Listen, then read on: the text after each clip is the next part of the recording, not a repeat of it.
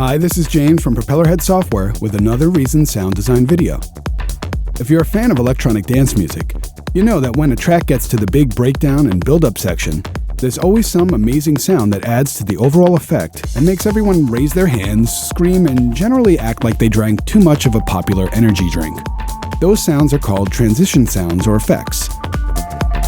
Usually they sound like a swoosh, or sometimes there might be a sound that just continues to climb in pitch until the track drops into the ultimate climax and everyone dances like crazy with their hands in the air. Kinda like this.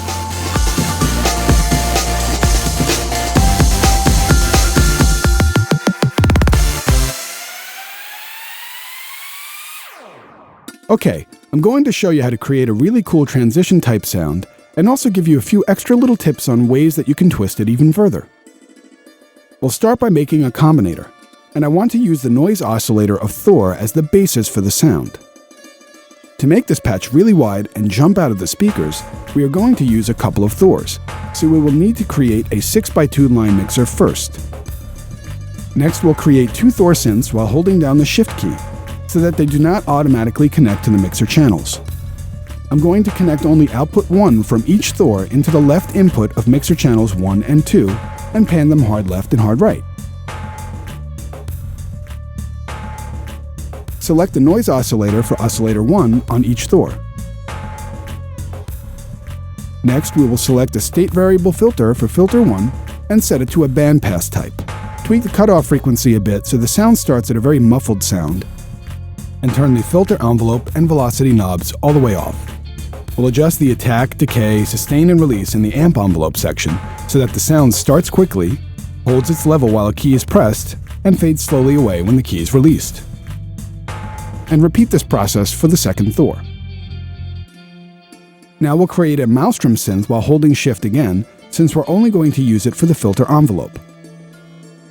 In the filter envelope section, set the attack time to a high value, like around 125 or so, the decay to 0, sustain to a full 127, and the release to somewhere between 40 and 50.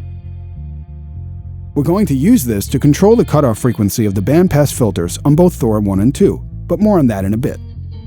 On the second Thor, I'm going to use the internal delay as a way to widen the sound by setting the wet-dry mix to fully wet, setting the time to around 7 milliseconds, feedback relatively low, and turn off the delay modulation amount.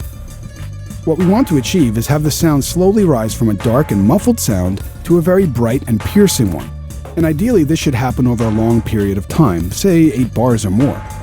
We'll flip the rack around and connect the filter envelope out of the Maelstrom to the programmer CV input CV1 of the combinator, and set the value of the attenuator to max and the switch to unipolar.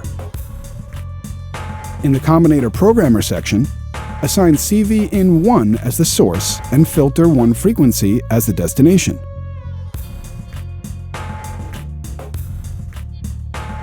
Repeat this step for the second Thor, but adjust the minimum and maximum values so they're just a slight bit different than the values we assigned to the first Thor.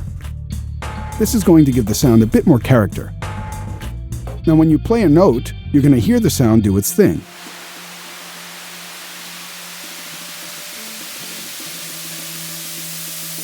And it's pretty nice, but I think we can add a few more little tricks here and there.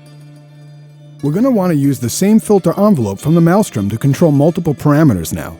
And to do this, we're going to need to connect up a Spider CV merger and splitter and use its split capabilities just like this.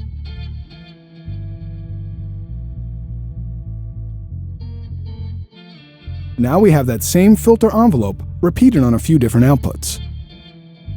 Let's add a pitch component to the sound by selecting an analog oscillator on oscillator slot 3.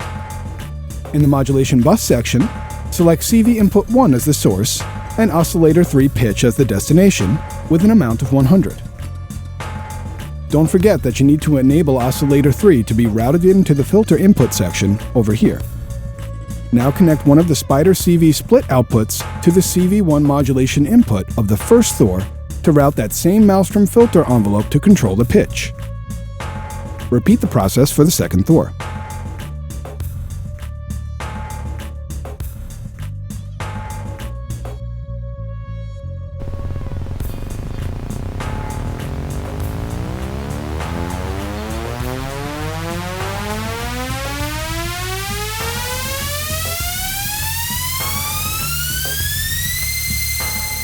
And of course, if we want to have the flexibility of turning that pitch component on or off, we can use the programmer section of the combinator and assign a button to be a simple on-off switch by assigning it to target the oscillator to filter 1 enable like this.